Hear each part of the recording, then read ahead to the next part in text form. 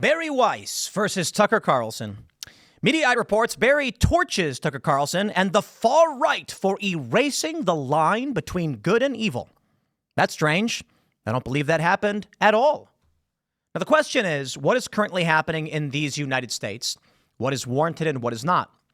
The argument from Bari Weiss, and I'll play the video from her, is basically that we must return to liberalism. Liberalism wrought the world that we have seen over the past decade or so. Liberalism is not inherently wrong. I consider myself to be disaffected liberal.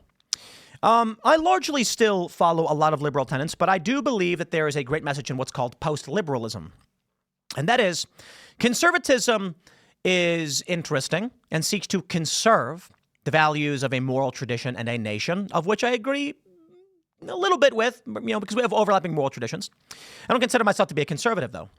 Post-liberal is interesting in that it comes from the classical liberal ideals, but recognizes their shortcomings.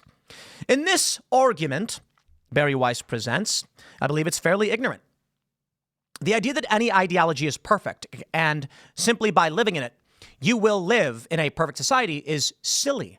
In fact, human civilization strives to better understand the world and improve upon those ideas. It is fascinating to me to discover that people didn't understand what zero was. Imagine if someone said, our math doesn't use zero. We use 1 through 9. Zero. Well, zero is revolutionary. The concept of zero allowed us to expand our understanding of math quite a bit. Imagine the discovery of air. Now, I know these are scientific discoveries, but in this, we also have concepts that are born, liberalism itself. The founding fathers, many of which were classically liberal, said, you know what? We, the people, should decide. We should tolerate some things and not tolerate others. The king does not have divine providence, for it is the governments that are of the people. These ideas were new. They didn't exist. And so with that evolution of ideology, we came to build a better system. So where are we today? Should we sit back and watch all that we know and love be destroyed? No, but it certainly is wokeism and these classist, Marxist, racist, gender ideology structures of oppression and whatever. It's destructive to the ends that is our moral tradition and our nation. Does that mean we sit here and adhere simply to the rules and ideologies of yore? No.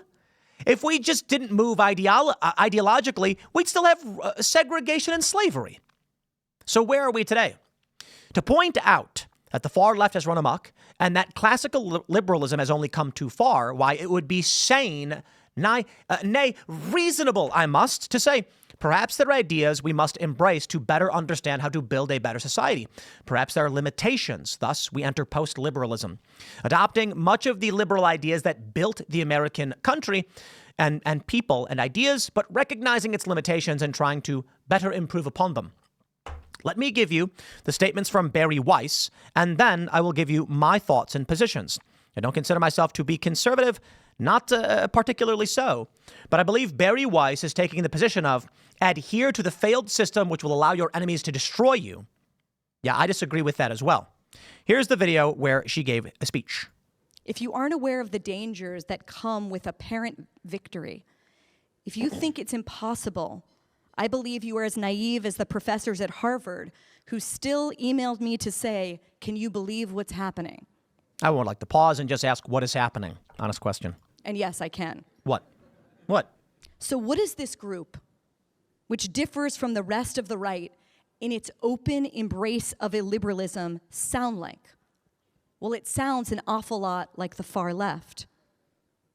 I'm going to pause. This is an argument we saw with those trying to entertain the idea of the woke right. How dare you in any way agree with people you don't like? Spare me. There will be many circumstances where good people sound like bad people and bad people sound like good people. The question is, are the actions and the goals something good for all mankind, for this planet, for the world we love and our moral traditions, or are they bad? That is, in war, people die. Killing is wrong. It's bad. But sometimes you defend yourself and your nation. So we wouldn't call our troops overseas evil, despite the fact that out of context, they're simply shooting and killing people. The idea that the right sounds an awful lot like the left means literally nothing to me.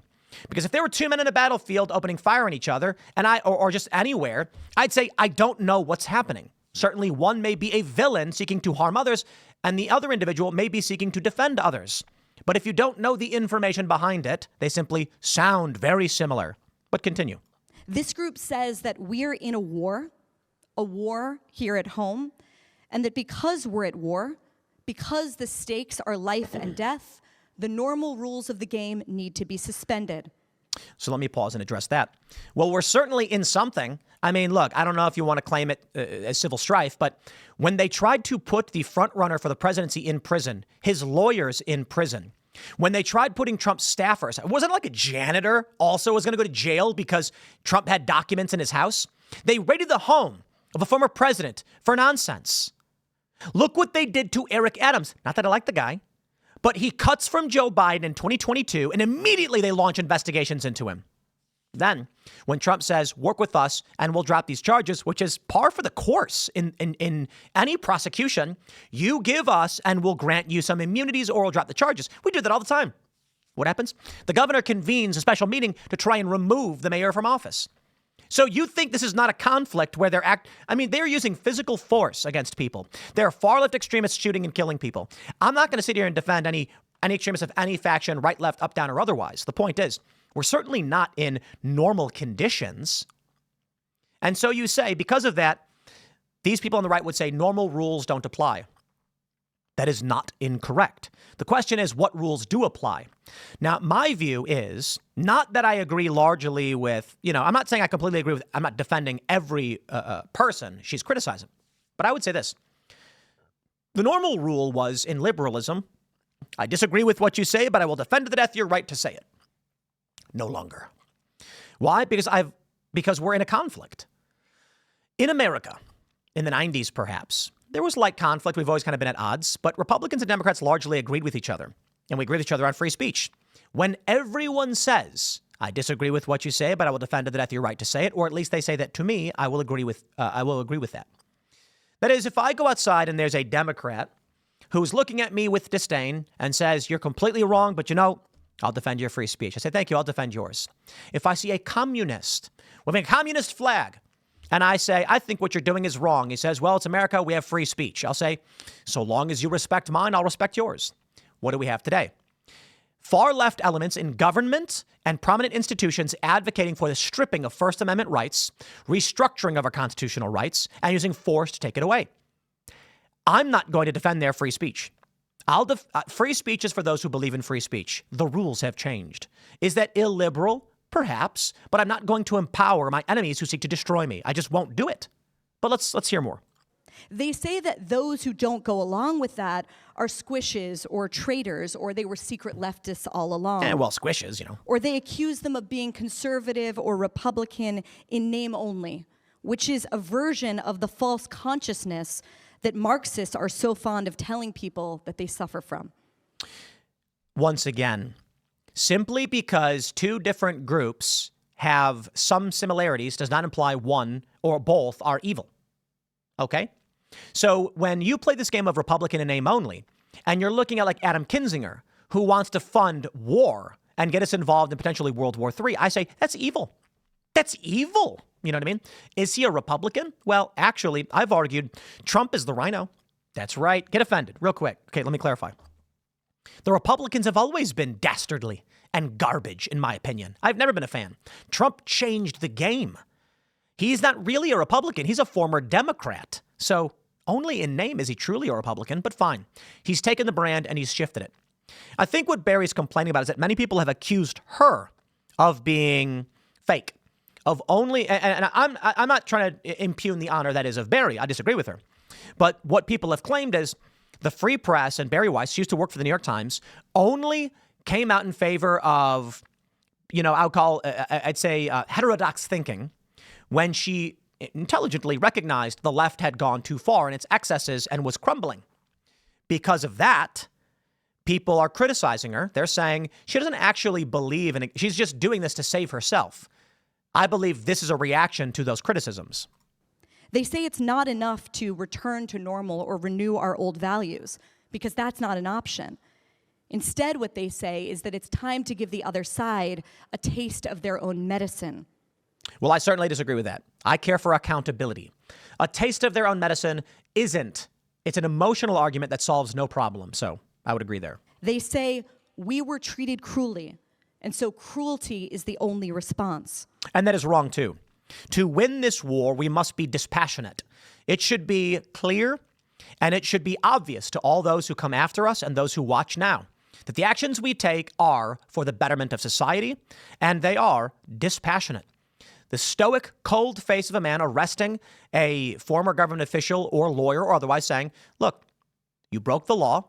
These are the charges. Please come with me. What we don't want to see is anger and rage from someone saying this is what you deserve. You get what you effing deserve. Certainly could feel good in some circumstances. From our law enforcement, from Trump and whoever else, I demand, though I'm not sure I'd get it, that it is calm and reasoned that the charges are brought, the warrants are issued when warranted, and no other time. They say the thing that we are trying to conserve has already been destroyed. Largely, yes. Perhaps was an illusion to begin with. It certainly was not. They say that reform is a loser strategy and that the whole thing needs to be burned down. Yeah, that's insanity. Reform is the strategy, and that's what I want to see. I want to see the institutions be cleaned and purged of corruption. I love what the founding fathers have built, and we will build upon it. I agree with Bari in this regard. Like the far left, this group has no use for history. They judge people living or dead in the ideological light of presentism. I don't know what she's Or talking about. they simply reimagine them entirely from scratch. I also don't know what this has to do with Tucker Carlson, to be completely honest. Just as the left defaced and desecrated statues of Churchill, the vandals on the right desecrate his name and his memory. Yeah, Again, that's Tucker. here it is a question of borders. In this case, they actively erase them by erasing the line between good and evil and between past and present, looking backward to a place where things went wrong, as if it's ever possible to turn back the clock. You know, I just got to say, it sounds an awful lot like Israel. That's just me.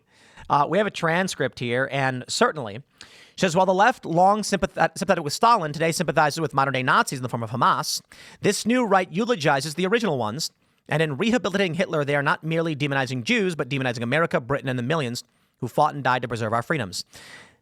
And there it is. You know, let me just wrap up by saying this. I can't stand any of these people. They desecrate Churchill. Churchill's no saint.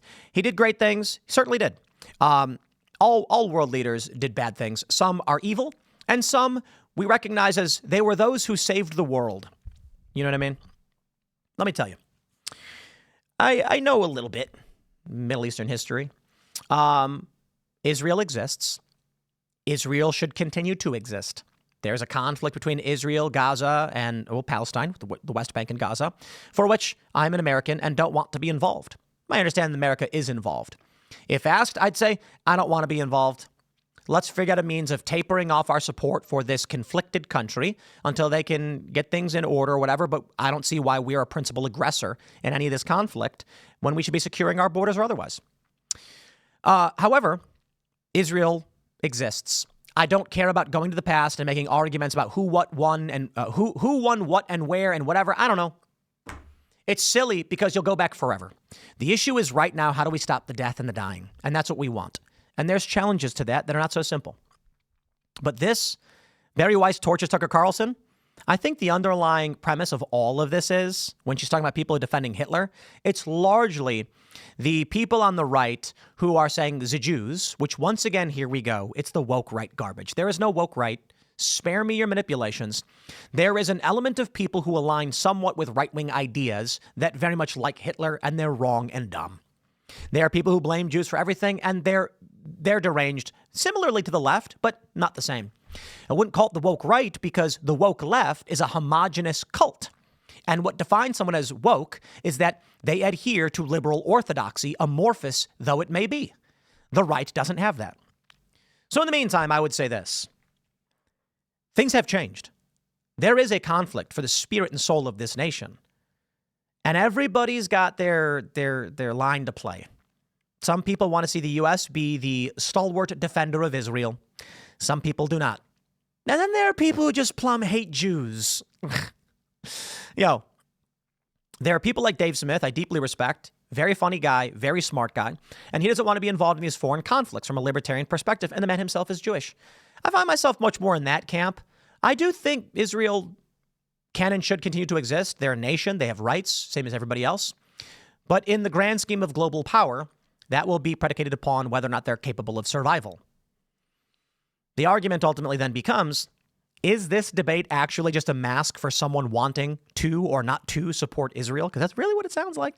Hey, I'm America. I care about what happens to America. So let's talk about their gutting and destruction of our institutions and how they tried to put a president in prison. We'll see. Fun debate. We'll see where it goes. I don't know. I'll wrap it up there. Smash the like button. Share the show with everyone. You know, we got more segments coming up, and we'll see you all in the next show.